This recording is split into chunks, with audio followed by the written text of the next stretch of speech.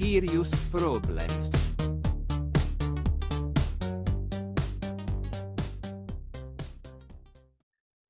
Right, Mika. What's your serious problem, mate?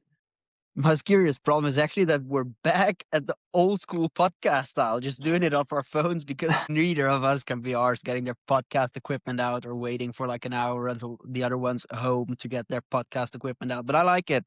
Back to the roots. Back to the roots. It's the end of the season soon, so we deliver the content, but it's maybe not the greatest quality content. But I think I think you'll be okay. Should be sufficient. Right. DK Holmenkollen debrief. I got ill on first day, which meant I was not able to do the race, sadly.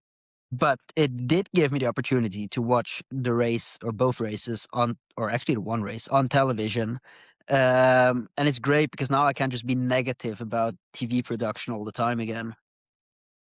Yeah, to be fair, like I know what you're gonna say, but it was pretty difficult for them. Like they had like so much fog. Like when they decided like to switch the cameras, it was like for like 5 seconds you'd see like completely white, and then suddenly you feel like a shaper person. But the greatest thing that I like the most is like just after the women start, just keep this in mind. Now you have 2 Holmenkollen 50Ks on the go. And then we were watching spectators for like at least 30 or 40 seconds. Yeah. And they were filming like, and I was like, great, now we're having 2 races simultaneously on Holmenkollen, so we can still watch some spectators as they're sitting in the forest. But okay, enough about complaining about the spectators. Let's actually, before we get to the races, let's actually get to the format of this 45-minute start that the women start after the men's. What do you want to say about it? I can give a bit of background for the listeners. So there was the 50K Holmenkollen today, and usually they have the men's 50K on the Saturday and the women's 50K on the Sunday. And then they've like switched it a couple of years because it's always like the Saturday is always the best day for TV and for like public watching the races. People go on the Friday evening and like camp in the woods and then party and have a good time on the Saturday. So it's pretty cool, and they wanted to make it better by having both races simultaneously. So then they decided that the best way to do it was to do the women starting 45 minutes after the men, so that the men would have completed 2 laps and the women would start straight after. And it kind of worked. I think it worked pretty well. And there was a lot of people, but there wasn't so many people. I think, yeah. Yeah, but I mean, it worked exactly like they planned, that the men would have done 2 laps and then the women would start just after the men have done their second lap. And then remember this podcast, actually we did sometime in spring or in the summer when we first started going on about this format.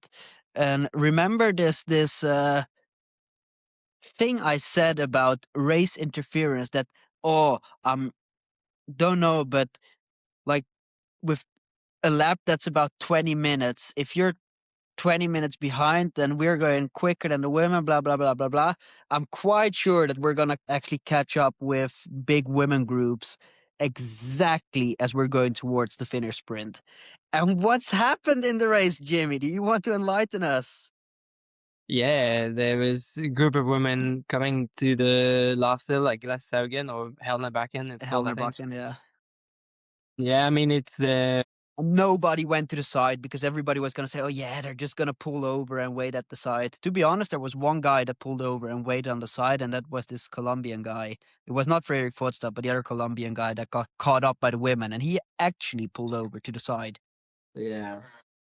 And that's how you're meant to do it. And let's be honest, it probably wouldn't really have changed the outcome of the race. I don't think there was too much interference then, but still, in my opinion, 700 meters before the finish line on a 50K, like both the men and the women, they deserve free tracks because Amundsen wanted to attack Hedegart, and he couldn't because a third of the track was occupied by women that were not even halfway in their race yet. And you saw the second they passed the women, he tried passing on the inside there, but yeah, at the end of the day, Hedegard, he's the strongest. He won. He's the best skater at the moment.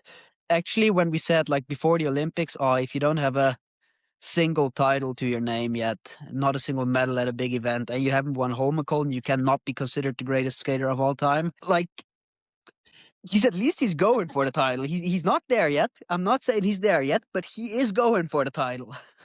We had said you'd have to win Olympics, which he didn't, and then you have He to did win. get 2 gold medals in the That's Olympics, true. but and a bronze in the individual skate race.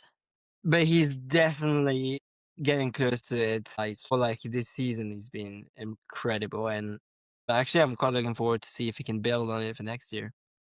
Yeah, honestly, if I'm going to state that here now, if next year he manages to pull off the same kind of results again, then be selected for the World Champs, which is almost impossible, especially since the individual start in World Champs next year is classic and not skate. It's the 50K that skate.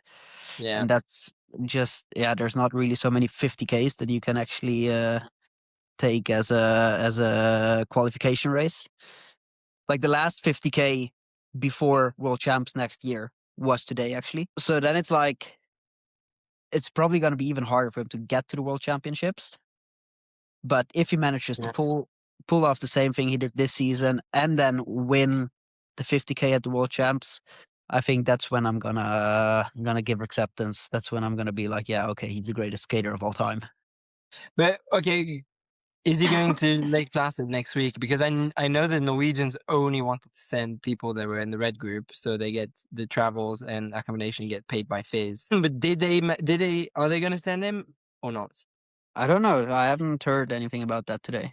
They haven't released the selections, but on paper he shouldn't be selected because also he would only be going for one race. But It's then at also the same so time, respectless. Come on. It's like we're only gonna send those athletes that the organizer's gonna have to pay for. Like we're gonna send the by far biggest staff team of all of the World Cup, but the athletes know we're only gonna send those that are being paid for by the organizers. yeah, and I know for a fact that the flight tickets were actually pretty cheap, the ones they got, because they booked them super early. I And tell you this, I heard that for a lot of teams, probably including ours actually, it's cheaper to go to the US than it is to go to Ruka. it was the same for us, yeah, and Yeah. Norwegians. That's crazy. That's actually crazy. But okay, we should go on about the races. We don't have so much time today. Men's race, Evert Tilheim Andersen. Yeah. I mean, that guy is like arising from the dead. Or, yeah. I felt, so basically he switched his skis on lap 2, and then when everybody switched skis on lap 3, he just went for it, and it went really hard, and it took them so long to catch up. It took them 2.5 laps, I think. It took him until the top of the last time for Saturn. Yeah, and basically it only took Hedegart to like work so hard to do it. Because it was also Hedegart was also the only one actually working behind to catch him up. Yeah. But so I was so sad when he got caught up. Yeah. And it has happened before as well, didn't it? It happened like 2-3 years ago. I know that he was so fourth hard one at the time. front. He broke away at the front, and he got caught up in the last climb before the finish and finished fourth. I think that was the year that Lenget got first rather. So it might have been 3-4 years ago. It definitely happened. So we should check actually what year. But I thought it was tragic to see that again happen. And But like, he's was definitely he the not only one that was arising from the dead? There was also another guy that arose from the dead. Simon Hedegart. Not his best race ever, but a very usable. Yeah, but not good enough to save his spot on the national team. And same with Evert Tilheim, to be honest. So I mean, I think Ever's out. Ever's out of the national team. That I see. And also I think Jan Thomas Jensen could be hard for him to keep on to that spot. But Simon Hextra Kruger, based on his past, based on what he's won already, sometimes they do give people on a national team like this 1 year where like, okay, like you've delivered like 99 times and now this one time you didn't deliver, but we're going to give you a chance to deliver on the 101st time again. Yeah, but not so much for or like I don't buy it. No. I mean, it would be tragic if he would. Yeah, but I mean, who else would you not get in? Well, whatever. This is for a different podcast. I mean, yeah, great race. It was hard. Kasper Herland pushing at the front. That was cool to see. What a legend! First World What a Cup legend. ever. Dude finishes Yes, fifth, and like unreal. he's a mega good friend of the show. So I was Yes, so happy to see him. So good and I was hyped. well deserved. That whole team has been like so good. Rumor has it that while we're recording this podcast, he is on the beers. Yeah, he should well be. He's deserves it so much. So Yeah, he yeah, does. yeah, He does. that's pretty cool.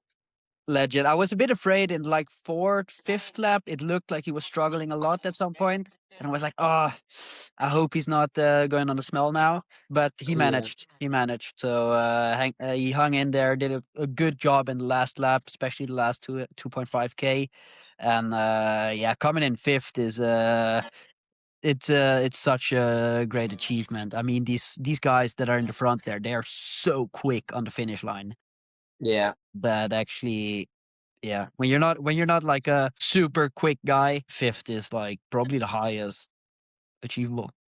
Yeah, for sure. For sure. So Yeah.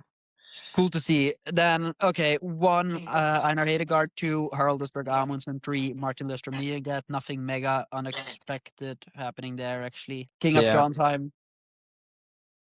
Wait, I was gonna go to him when we. Okay, yeah, okay, okay, that makes sense, right? But I think for the men's race, the rest was not insanely unexpected. Yeah, well, I mean, it was still quite interesting what happened, like in the change. Basically, the race split because of switching skis. Yeah. But yeah, up down to the women. Then we got One thing that I found a bit negative about this whole double race thing is that we kind of, I felt like we missed some moments at the men's race where it was like, oh, this is actually like quite a decisive part of the race yeah, now. You really want to watch that. And at the same time, for the women, usually it's quite decisive in like first two laps. So yeah, then it was a bit like, oh, now we're actually kind of missing the best of both races. But luckily, the women, for the first time ever, I guess, decided to not go on a full sprint from the start and actually just ski with a group for like 3 or 4 laps. yeah. But I think it was the same 2 years ago on the 50K in Holmenkollen. They just quite quite like how to say. They have too much respect for the track, I think. So Yeah. the best girls don't push super hard at the start because they're just scared of like blowing up. Yeah. Fair But enough.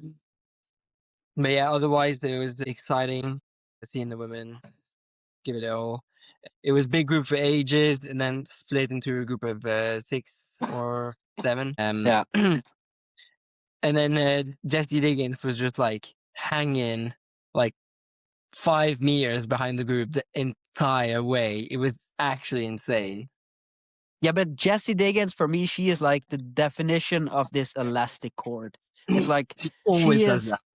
she hangs on to the group, then she gets dropped a bit, then catches up in the downhill, gets dropped again, catches up again, gets dropped again. She just does like this elastic cord thing over and over again, and it's actually impressive when you just take into consideration like you never give that 5, 6, 7 meter gap out of luxury. You only Yeah, give that gap because you can't hang on anymore. And then to not give up and fight yourself back to the front every single time, it's yeah. unbelievable. No, for sure. Unbelievable.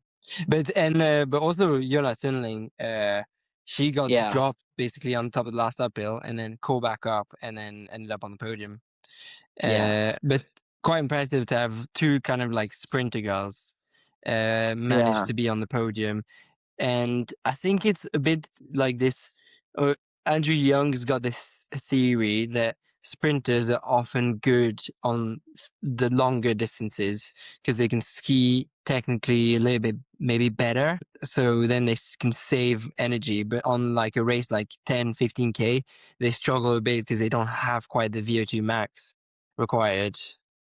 I mean, that would make sense because the longer the race, like theoretically, the less importance your absolute VO2 max has because you're just not going to be able to go as far over your VO2 max on a 50K as you are on a 10K. Yeah. So that would make sense, that theory. And then, I mean, the women's race was quite exciting to watch because, yeah, Frida, she's just so unbelievable good. And then, like, the fight for this, for the podium was quite interesting.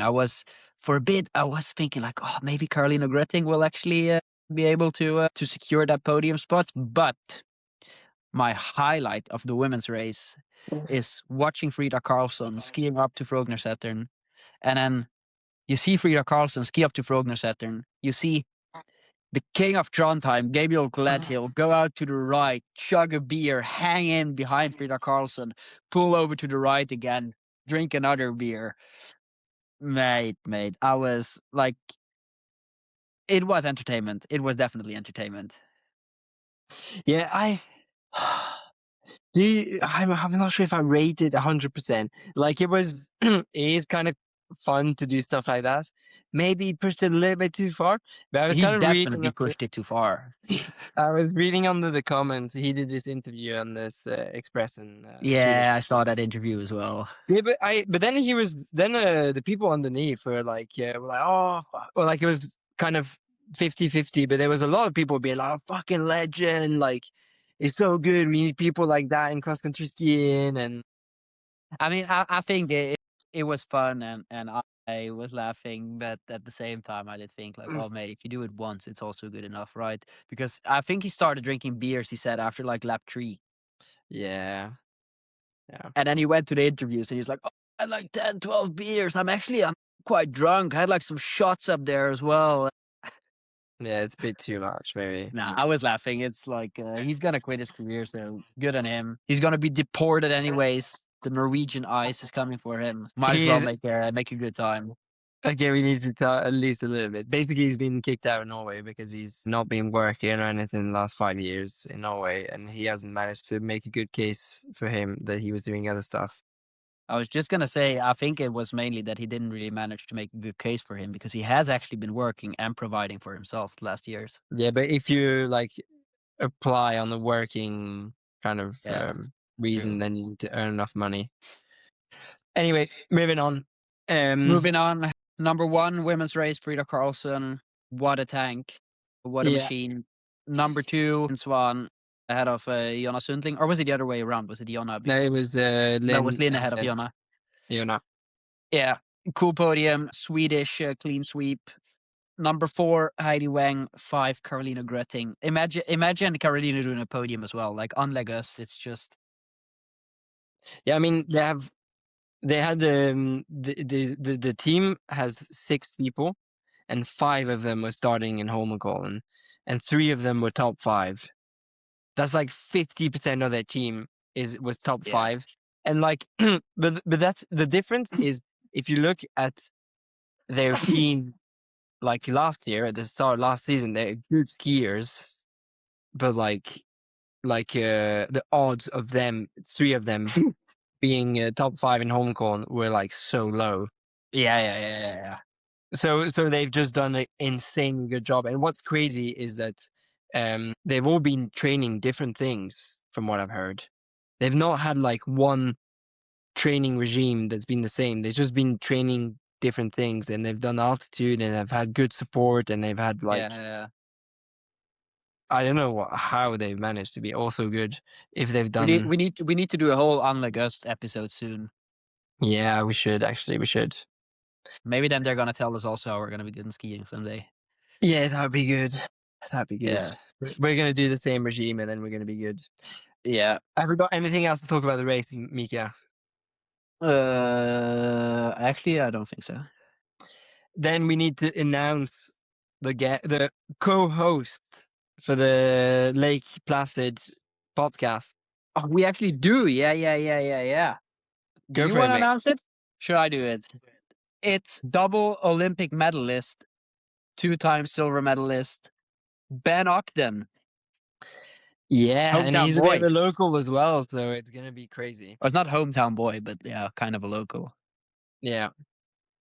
So yeah, tune in Lake Placid at the ski jump at 6 o'clock on Saturday evening. And if you can't, or if you're in Europe, then you can tune in. It'll be on all the Instagram, Fizz TV, YouTube, everything. And it will also be posted on our channels afterwards. So Yes. remember to check it out if you can't, because it'll be around midnight in Central Europe. So maybe not Yeah. everybody's going to want to listen to a podcast. at Yeah, midnight. yeah. Our fans, they're loyal. They're gonna stay up. Yeah. They're all gonna stay up. If you're at the club at midnight on Saturday evening, you know what to do. Just put your AirPods in and listen to Skier's Problem live podcast. Take over the DJ and then plug in your phone to the DJ pult and get on Serious Yeah. Problems. That'd be the best. Yes, Nice. we'll guarantee for some good stories. Yeah. And we also Right. we're gonna get some good guests to join, and we're gonna Yes. reveal them every day in the next 3 days. So you can always guess in the comments who's gonna join as a guest. Right, Jimmy. I'm gonna go to bed. I need to leave tomorrow 6 in the morning. Yeah. Ciao, ciao, Mika. Safe Right. travels. Ciao.